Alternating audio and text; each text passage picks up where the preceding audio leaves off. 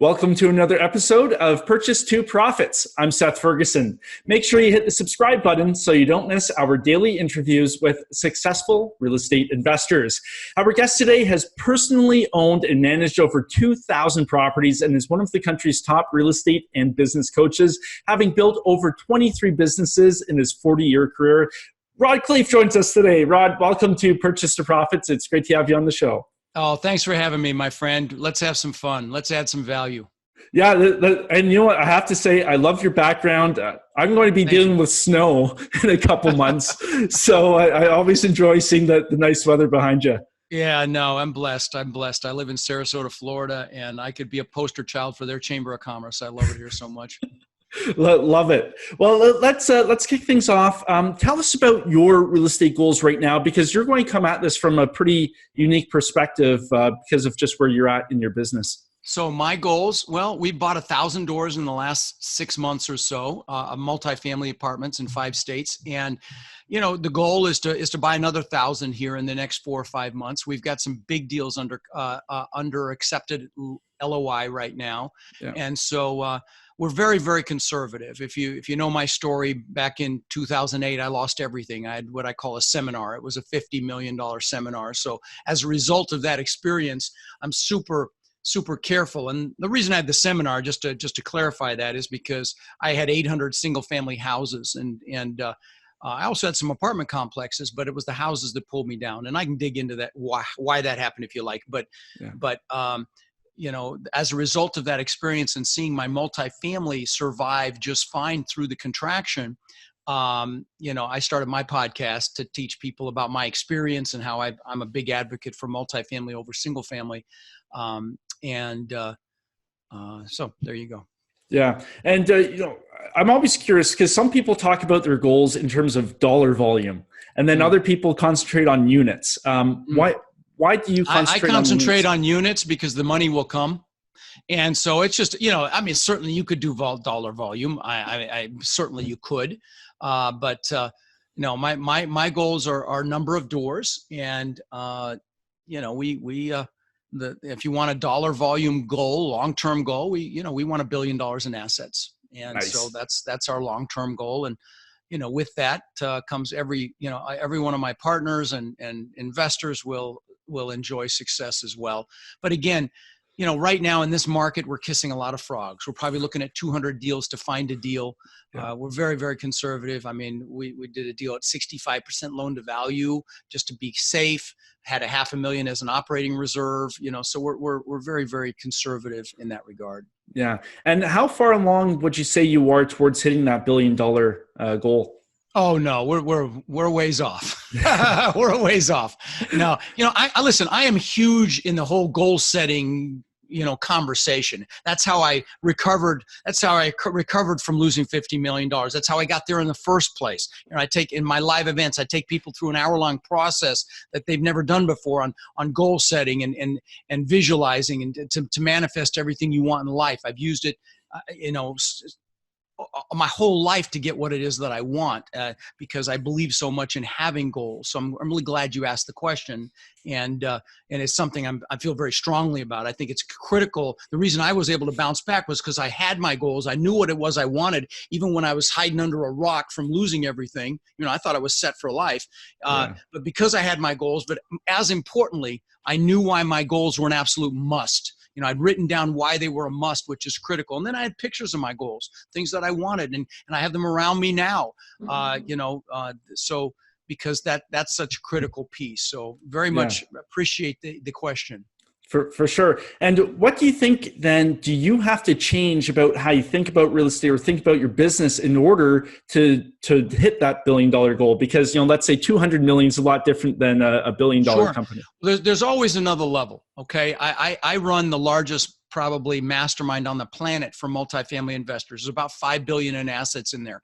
And most of the guys in there have anywhere from 1,000 to 4,000 doors. Okay. Well, I've got a guy flying down to my next meeting here in Sarasota with 17,000 doors. Okay. And he didn't syndicate those. They're all his. And it's kind of funny. My assistant called his assistant and said, we're going to pay for his first class airfare and put him up in the Ritz-Carlton and everything. And his assistant said, oh, no. He'll fly his own jet down. And I'm like, yeah, baby. So, there's always another level. Even for him, there's another level. Okay. Yeah. So, I just interviewed somebody on my show yesterday that's got $1 billion in assets. And so, it's just what, so you're asking the question, what do you have to think about? You have to realize there are no limits. Okay. The only limits are the box that we live in very often. And so ideally you just imagine there is no box and that the sky is the limit, because there's truly nothing you can't do. Look at somebody like Elon Musk has built $3 billion startups. The guy has no limitations. Love him or hate him, Trump. He's come back from being billions of dollars in debt. The only limitations are in your mind, Seth, and this. But I love the query of the question, because it opens up that thought process. Yeah. And would you say then experiencing pain is necessary to then have that open mind? Like what gives people that open mind? Is it necessary? I wouldn't say it's necessary, but it absolutely helps. Most successful people have failed many, many times. They failed their way to success. I'm in a mastermind, or was in a mastermind, and I got the pleasure of meeting the billionaire Sarah Blakely. She's the lady that started out with $5,000 and built Spanx into a multi-billion-dollar company. And she was on the cover of Forbes a few months ago. And she told me her dad used to ask her every night at dinner, what have you failed at today? Is that not a freaking awesome question to ask your kids? Don't fear failure. Fear being in the same freaking place you are now a year from now. If you're not growing, you're dying. If you're flatlined, you're dying. And, and I will tell you, people stay stuck for a lot of reasons, be it, their fears, their limiting beliefs, or maybe they're comfortable. And I will tell you, the comfort zone's a nice warm place, but not a freaking thing grows there. So, you want to take it to the next level. You have to realize that there are no limitations. Yeah. And what sort of plateaus have you hit then in building your business, and how did you break through those? We all hit plateaus. And when that happens, first of all, you have to be looking in the mirror all the time. You need to realize that to really thrive in life, you have to self-actualize. Like Socrates said thousands of years ago, a life unexamined is a life not worth living. So you need to be looking in the mirror. What am I up to? What habits do I have? Are they serving me or hurting me? And we all go through this, be it how we're communicating, how we're eating, are we exercising, are we getting up early? Do we have the right morning rituals that set us up for success? All of these things come into play, but you've got to be looking in the mirror to identify when they happen. And when they happen, for me, it's realigning with what it is that I want. It's realigning with why I want it. It's looking at the pictures that I want. I love to show my planner here. In the back of this planner, I've got pictures that have been in here for 20 years. And I've got just about everything in here, from the mansions on the beach to the Lamborghinis and the Rolls Royces and all these things that I used to think were important, because I was trying to prove to the world I was good enough. But this stuff works. Okay. And realigning with that works. And so when I hit a plateau, that's what I do. I focus on what it is I want. Because what you focus on grows, positive or negative. Okay. So if you're focused on debt, what do you think is going to grow? So it's critical. In fact, this is a great analogy to that. They asked Mother Teresa if she was anti-war. And she said, no, I'm pro-peace. You get the distinction? So it's what you focus on grows. So you got to be very careful on focusing on what it is you want, because that's what's going to grow. Yeah. And that's a good segue into routines and rituals that you have. So what sort of things have you developed then to help make you successful in real estate?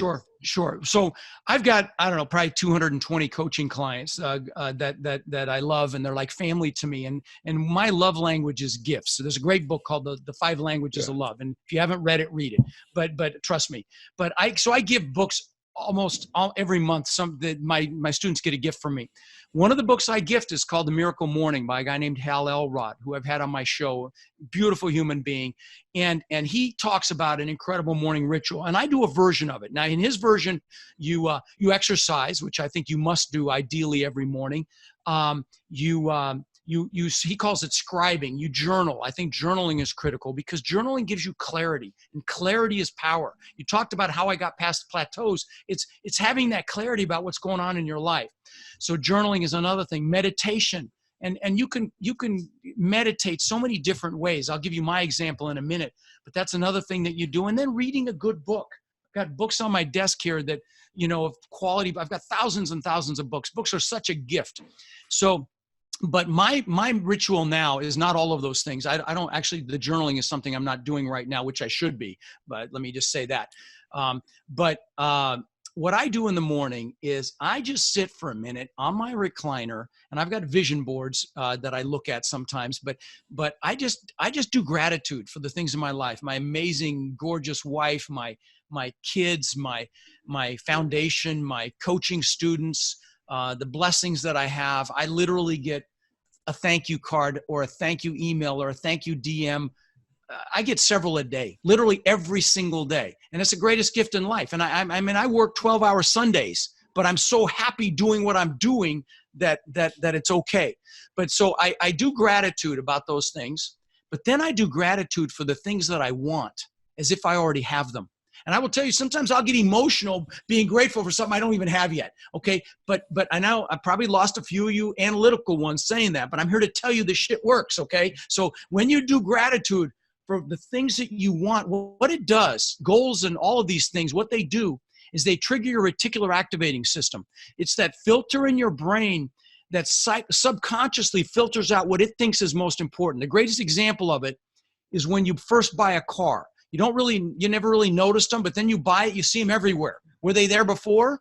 Sure they were. And so that's what doing these morning rituals for me. And when you use gratitude, there's nothing more powerful than gratitude. Like these pictures in the back of my book, the first few pictures, they've been in here 20 years, these pictures. And the first few pictures are gratitude pictures. They're pictures of my kids. I don't know if you do this on YouTube, but you can see my kids. They're the first, and these have been in here 20 years. Okay. And then, visualizing what I want. What's crazy is I built this mansion on the beach, and that looks just like what it looks like. Now I live in a compound. I lost that when I lost everything in 2008, but now I live in a compound that looks like these lower pictures. It's crazy, and then stupid shit like I've got a few $100,000 worth of watches and the Lamborghini I got before I ever got it, the Rolls Royce before I ever got it. Again, having these things in your mind's eye causes them to come into your life. If you look around my office now, you'd see the things that matter to me now. These things don't matter to me anymore. Please, it's not me bragging, because I look back on some of that stuff and think what a moron to even go there. But the point is that when you have a morning ritual and you set yourself up for success is inevitable. And to start your day off with gratitude for what you already have in your life and for the things that you want is just like fast tracking you to that success. Now you got to do it. You need to be consistent. But then the last thing I do is I make a declaration in my mind, and that is that it's going to be an awesome day. And invariably it is. No, that's great. So I just want to touch back on the feeling gratitude for what you don't have. Is that something where you're sitting there and you're just I'm looking at my vision boards. Okay. Sometimes I'm looking at my vision boards. I could show them to you if you like, but I've got a gratitude vision board as well. But then I've got a vision board for the different things that I want, because I have sometimes a hard time visualizing. So I'll look at the picture and maybe I'll close my eyes and I'll just say, thank you. Thank you. And if you believe in God, it can be thank you, God. If you, the universe, whatever, just thank you. But then I'll try to think about how what I'd be feeling at that moment. Would the wind be going through my face? Will I, and I try to make the image as big as I possibly can. You can take an image in your mind, you can dim it if it's negative, and you can make it larger if it's positive. Tony Robbins talks about this, very effective. But I try to make the image bigger. I try to think about what I'd be thinking about. I try to imagine how I'd feel, and what I'd be going through and what the experience would be like.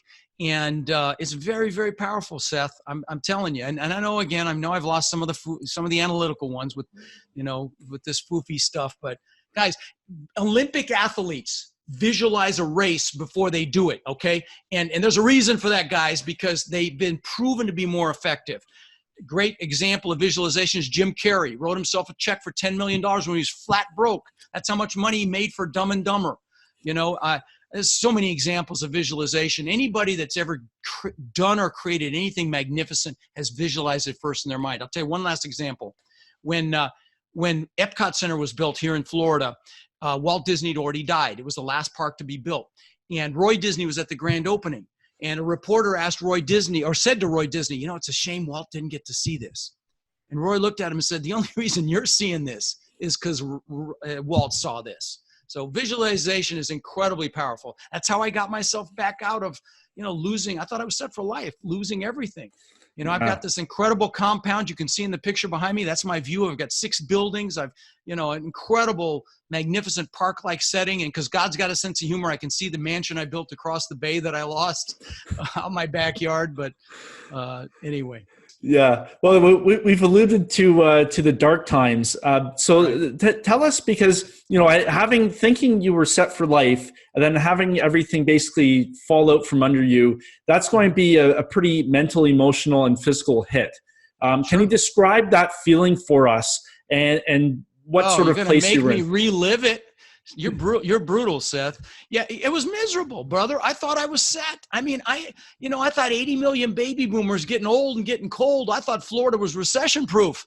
Yeah, I mean, we were ground zero for the damn recession. So it was horrible. It was horrible. But thank God I was in the Tony Robbins environment. I was around him. I followed him around the planet for 20 years, and so I didn't. We have a choice between pain, but we have to choose to suffer, okay? Pain is inevitable, but suffering is optional, okay? And so, I suffered for a little while, but not very long. I picked myself back up. I built a litigation support company with 60 employees, $10 million company. Out of the ashes of that, I turned, I helped thousands of families save their homes in foreclosure. It was a beautiful thing we did.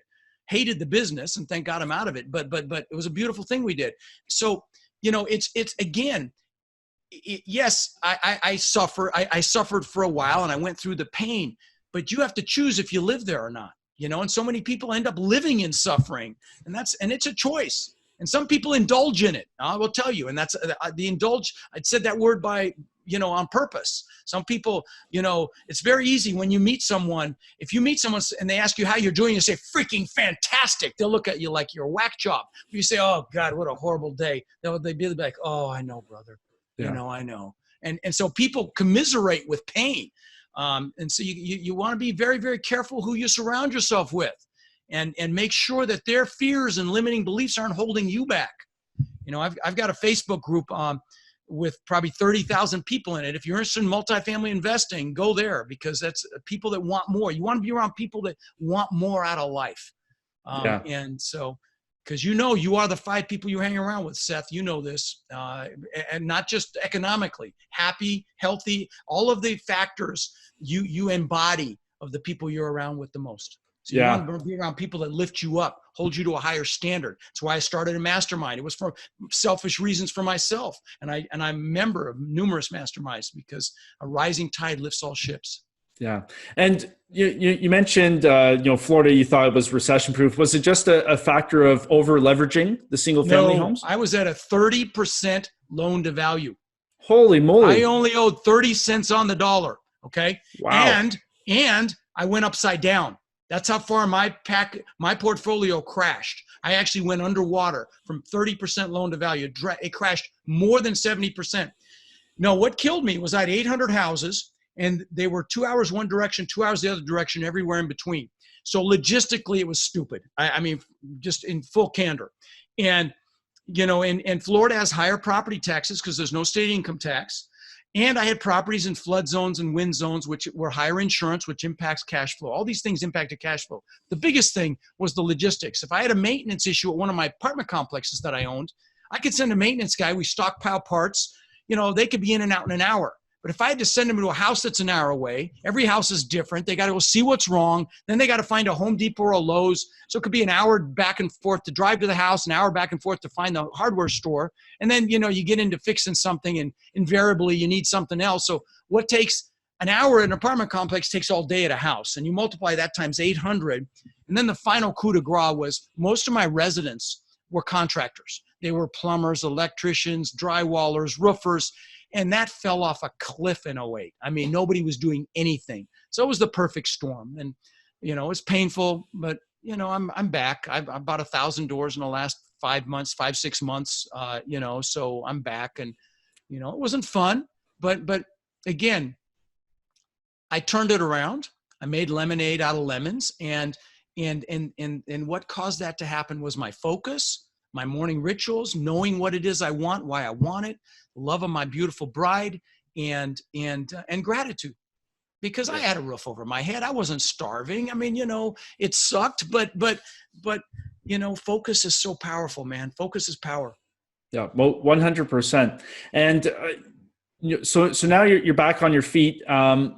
We may be approaching the end of the market cycle. Nobody has a crystal ball. What sort of if you don't think that we are, you are naive. I'm just those of you listening. We are definitely at the end of our market cycle. We are now in what's called irrational exuberance. It's got all the markings of 2006. In 2006, my net worth went up $17 million while I slept. Okay, 17 million. You want to do the math on that? It's $8,300 an hour. Of course I did. Had a big head as a result, but of course then I lost it all in '08. But the point is that was irrational exuberance. We are there right now. Lots of mistakes being made, brother. Lots of mistakes. Yeah, so, well, that was going to be my question. So having lived through that and experienced the pain, what sort of advice would you give to somebody who's been investing but wasn't around? Stress test. I won't buy a deal unless it can be 25% vacant and still break even. Day one.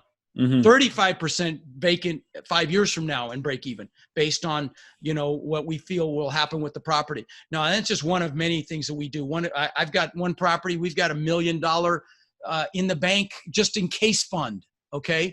Another one, we've got $500,000 just in case fund. Just if the stuff hits the fan, we're good.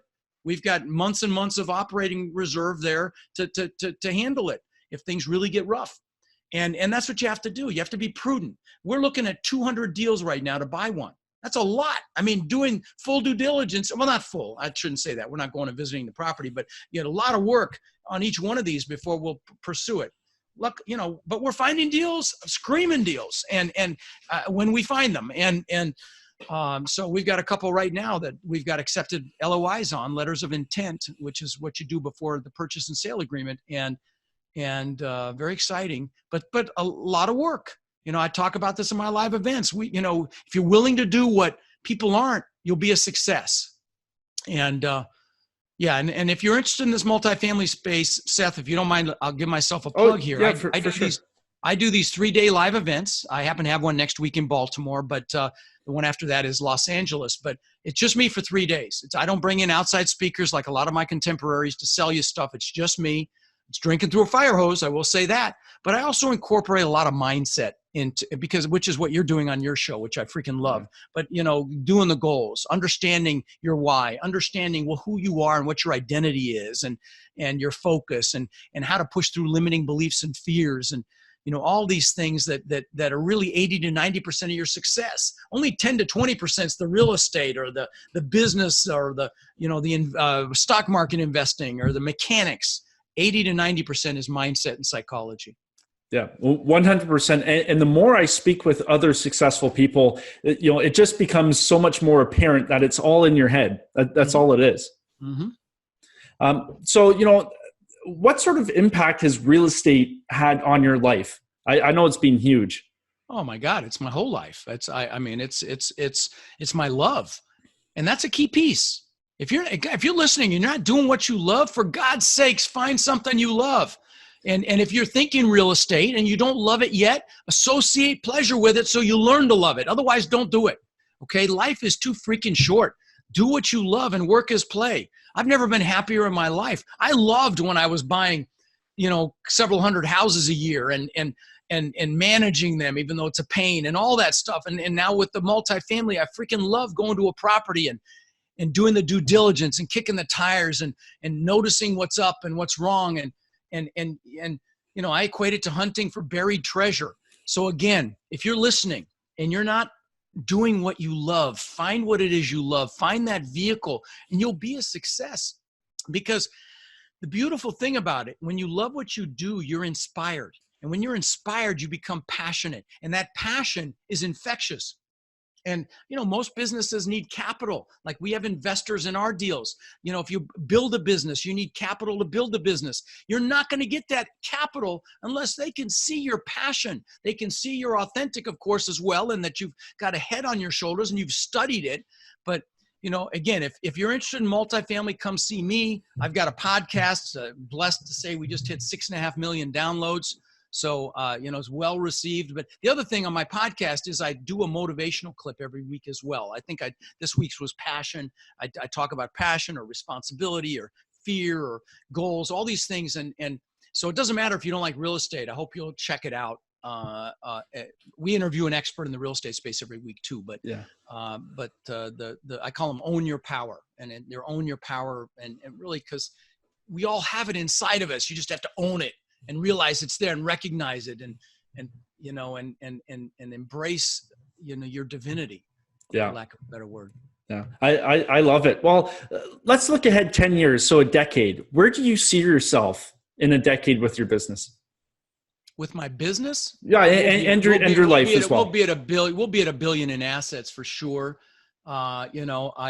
I will tell you, let me tell you a little story, because it's not so much about the business. I built that house on the beach behind me. You can't see it. It's off to the left, but I built this 10,000 square foot, $8 million house on the beach. I had the beach on one side, the boats on the backside, and boat houses on the backside. I had two of them.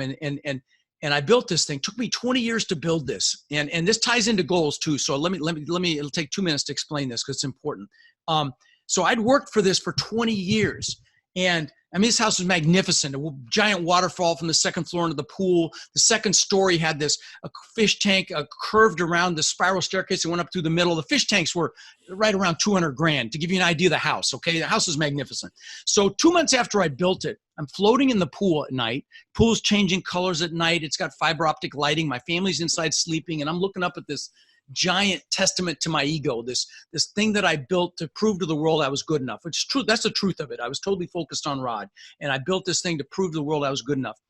And I got depressed 2 months after I built it. I'm like, what the hell? How could I be depressed? I've just achieved success way beyond societal standards, and I was depressed. And this is the one I want to share with your listeners, Seth. There were two things going on.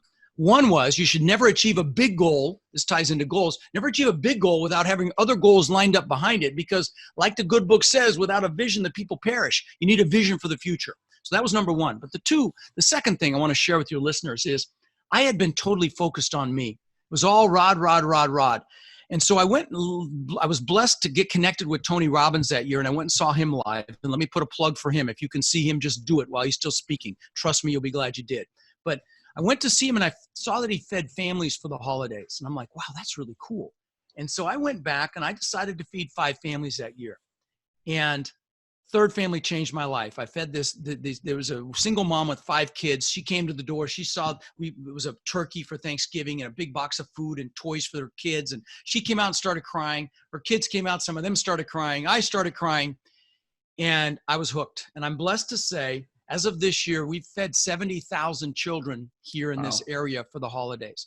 Just 2 days ago, we gave about 800 teddy bears to the local police department. I've done thousands of teddy bears to local police departments for their officers to keep in their vehicles when they encounter a child that's been traumatized. We've done probably 20,000 backpacks filled with school supplies. So the reason I wanted to bring this up is on my show, Seth, I interview billionaires, mega millionaires, but I can see if they were like me, narcissistic and totally focused on me like I was back then. And that is not success. And the people listening to your show want success. So guys, you listening, I'm here to tell you that success without that contribution component is not success. There's a big difference between success and fulfillment. Tony calls it the science of achievement versus the art of fulfillment. So if you're listening and you want success, don't say, I'm going to wait till I'm successful to do something. Pick a family, help them. Pick an elderly person, a child, a pet. the environment, whatever it is, find a cause that you're passionate about and give back in some way. And that's freaking success. Yeah, I love it. Rod, if somebody's looking to get in touch, learn more about your podcast, your seminars, where can they find you? Thank you, buddy. If you're on iTunes, just put in real estate. I come up number 1 or 2. I'm blessed. But it's called Lifetime Cash Flow Through Real Estate Investing. And my website has tons of free stuff on it. It's rodkhleif.com. I've got books and videos and articles. It's RODKHLEIF as in Frank.com. And if you want to see me live, it's rodsbootcamp.com. And I'm going to be in LA in January. I know you'll be glad you did if you came. And then lastly, my Facebook group, if you want to be around people that want more and ask questions about the real estate business. It's just a learning environment. There's no promotion allowed. And just go to multifamilycommunity.com, and it's a direct link to that Facebook group. That's great, Rod. Just want to say, really enjoyed our chat today, and I really appreciate your time. Thank you, my friend. I enjoyed it as well. Yeah. Take care. It was my pleasure. And to you, our viewers, I wish you well on your journey from purchase to profits. See you next time.